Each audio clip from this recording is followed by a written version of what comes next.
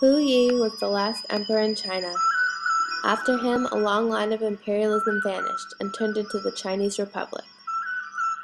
Puyi was not a strong ruler.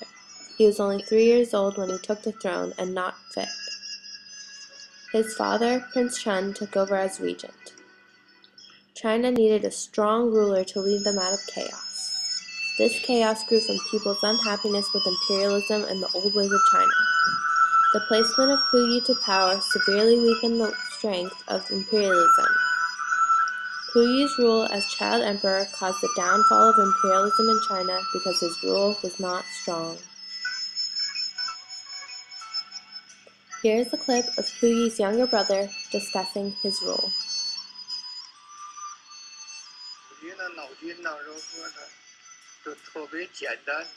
Puyi was extremely naive. He would believe anyone. It was partly due to background, being sent to the palace when he was only a few years old. The bottom line, Puyi was quite muddle-headed. As you can see, Puyi was not a strong ruler, and it was partly because of his age when he became emperor. He became emperor at 3 years old, after being forcibly taken from his home and mother. While Puyi grew up, he had no contact with other children until he was 7 years old. But mainly, he was just a child. He was not mature or responsible enough to be emperor.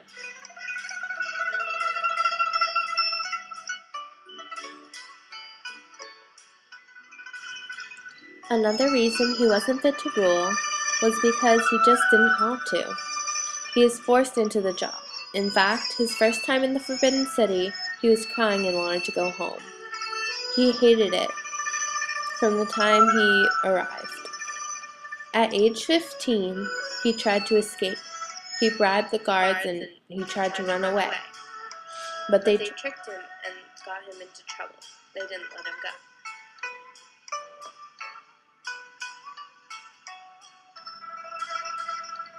Another reason Puyi wasn't fit to rule was because of his bad upbringing. Like I said before, he was only 3 years old when he began to rule, and he had no contact with any other children until he was 7 years old.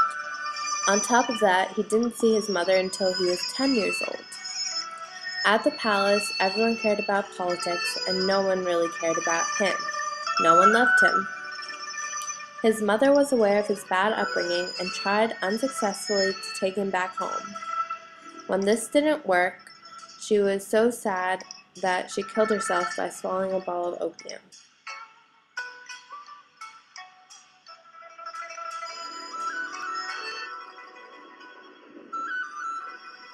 Another thing had weakened imperialism was that China needed a strong, reliable emperor because it was so weak. The Opium Wars had hurt China badly, and they needed their strength back.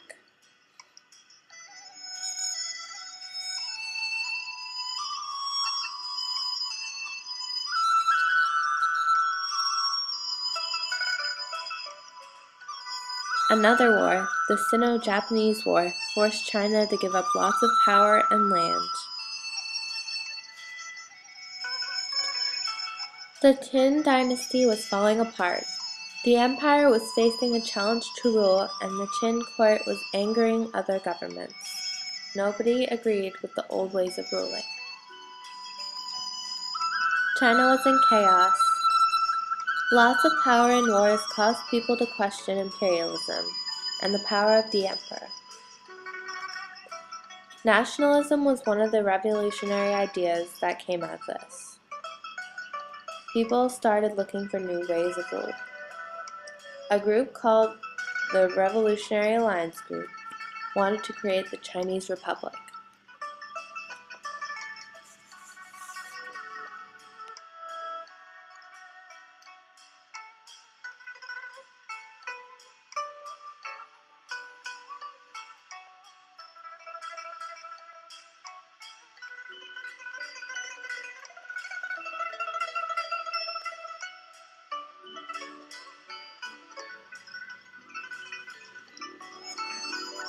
Prince Chun, the father of Puyi, took over as regent while Puyi was still young.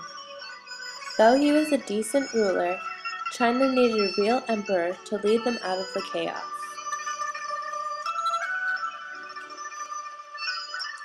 The last reason for the end of imperialism having to do with Puyi is that the world is changing.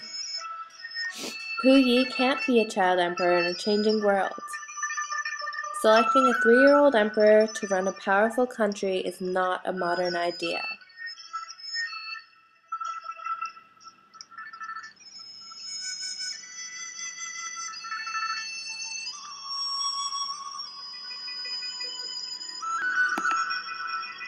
Some would say Puyi was raised to rule and that he was a fine ruler.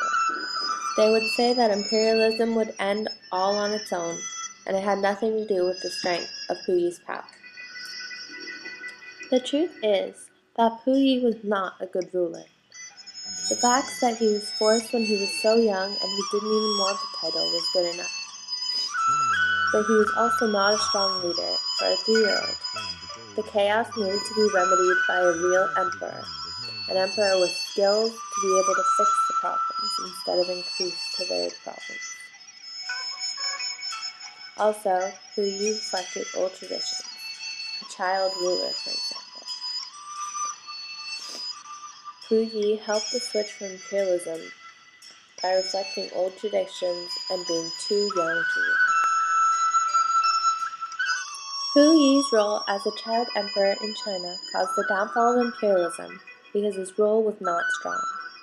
After him, a long line of imperialism vanished, and the Chinese Republic took over. Puyi might have been a good ruler in the past, but in this changing world, his rule wasn't good enough, and imperialism in China ended.